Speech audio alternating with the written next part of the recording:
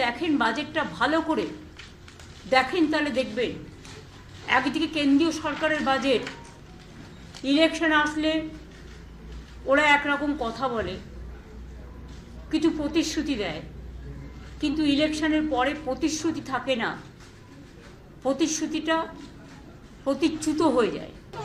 এই বাজেটে এই সরকার যে দেউলিয়া হয়ে গেছে তা ছত্রে ছত্রে প্রমাণিত।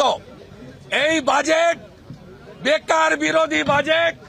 2,15,00,000 বেকার যুবক যুবতীদের সাথে বিশ্বাসঘাতকতা করলেন মমতা ব্যানার্জি তার শেষ বাজেটে।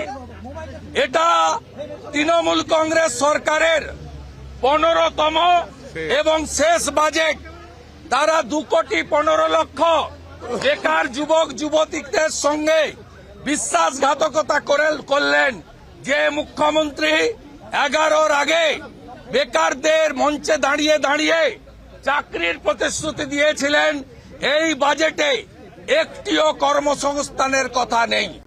আমরা যেটা বলি, আমাদের যা ফান্ড পারমিট করে আমাদের নিজের রাজস্ব থেকে, এখন একটাই ট্যাক্স, জিএসটির ট্যাক্স, সবটাই তুলে নিয়ে যায় কেন্দ্র, কিন্তু আমাদের ভাগ্যে যেটা পাওয়া উচিত সেটা কিন্তু আমাদের দেওয়া হয় না।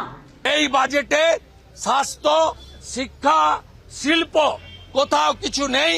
বাজেটে 6 লক্ষ কোটি টাকা যে ঋণের বোঝা, সেখান থেকে রাজ্য কি করে বেরিয়ে আসবে তার কোনো কথা নেই। বিধায়ক এলাকা উন্নয়ন তহবিলে মাত্র 60 লক্ষ টাকা বরাদ্দ।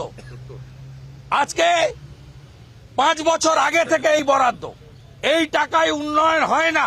যেখানে ঝাড়খণ্ডের মতো রাজ্যে একটা বিধায়ক 5 কোটি টাকা পায় এলাকা উন্নয়নের জন্য, এখানে বিধায়ক এলাকা উন্নয়নে কোনো অর্থ বরাদ্দ করা হয়নি বা বৃদ্ধির প্রস্তাব নেই।